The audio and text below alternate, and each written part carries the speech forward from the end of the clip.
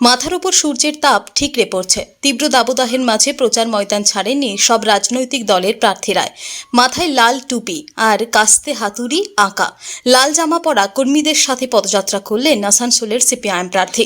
পানীয় জলের সংকট দূর করতে ব্যর্থ তৃণমূল এই ইস্যুই রয়েছে প্রচারের মূল হাতিয়ার। উখড়ার মানুষ তাদের সমর্থন করছেন এবং ব্যাপক উৎসাহ দেখা যাচ্ছে দাবি আসানসোল লোকসভার সিপিআইএম প্রার্থী জাহানারা খানের। শনিবার সকাল থেকেই গোটা এলাকা জুড়ে চলে প্রচার। শুধু পানীয় জলের কথাই নয়, তুলে ধরা হচ্ছে কর্মসংস্থানের অভাব, শিল্প কলকারখানার অভাবের কথা।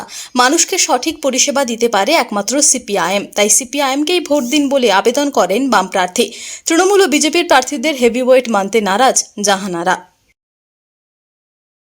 সারা যেখানেই যাচ্ছি মানুষ দুহাত তুলে আশীর্বাদ দিচ্ছে, বেরিয়ে আসছে, আর বয়স্ক মানুষরা মাথায় হাত দিয়ে আশীর্বাদ করছে। খুব ভালো লাগছে। প্রচারে কোন বিষয়গুলো তুলে ধরছেন?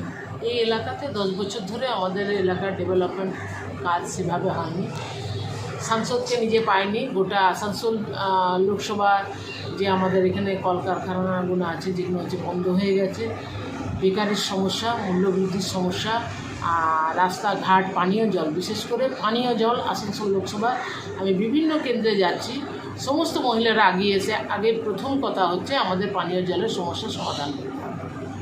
প্রত্যেকটা এলাকাতে পায়ে হেঁটে করে ঘুরছি, প্রত্যেক জায়গাতে মানুষের অভূতপূর্ব সাড়া পাচ্ছে এবং মানুষ আশা রাখছে যে বিগত দিনে আমাদের আসানসোল শিল্পাঞ্চল যেভাবে মরুভূমি পরিণত হয়ে গেছে সেখান থেকে উদ্ধার করার জন্য আমাদের প্রাক্তন সাংসদ হারাধন রায়, বিকাশ চৌধুরী, আমাদের বংশগোপাল চৌধুরী যেভাবে কাজ করেছেন।